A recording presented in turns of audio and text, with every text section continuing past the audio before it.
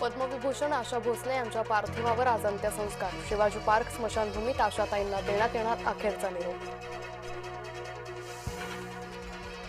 मंगेशकर कुटुंबियातील दुसरं रत्न हरपलं. लतादीदींच्या निधनानंतर आशाताईंचे 4च वर्षात निधन. आशाताईंकडून आयुष्यभर संगीत सेवा, पद्मविभूषण, महाराष्ट्र भूषणसह अनेक पुरस्कारांनी सन्मान.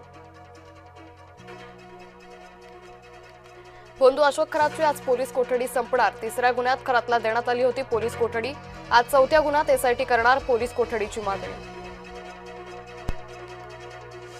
ईडीकडून गोंदू अशोक खरातच्या संपत्तीची पडताळणी. ईशानेश्वर मंदिर, नाशिक कार्यालयाची झाडाझडती, वेगवेगळ्या ठिकाणी असलेल्या जमिनीची ईडीकडून पाहणी. सूत्रांची माहिती.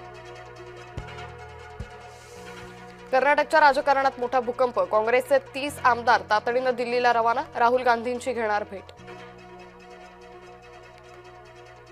बीडमध्ये बालिका आश्रमातून 2 अल्पवयीन मुली बेपत्ता. अपहरणाचा संशय, पोलिसांकडून तपास सुरू. नाशिकच्या आयटी कंपनीतील धर्मांतर लैंगिक शोषण प्रकरणी कारवाई. कंपनीतील 6 कर्मचारी निलंबित. आतापर्यंत 9 गुन्हे दाखल. घोटी त्र्यंबकेश्वर रोडवर भीषण अपघात. अपघातात दोघांचा जागीच मृत्यू, 1 जण गंभीर. रायगडच्या तळेगावात मोबाईल बॅटरीचा स्फोट होऊन तरुण गंभीर जखमी. उपचारासाठी खासगी रुग्णालयात केलं दाखल.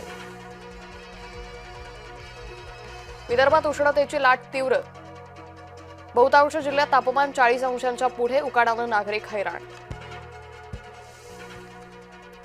डोनाल्ड ट्रम्प यांच्याकडून होर्मुझ सामुद्रधुनीच्या नाकाबंदीचे आदेश. तर तुम्हाला लक्ष्य केलं जाईल, इराणचा अमेरिकेला थेट इशारा.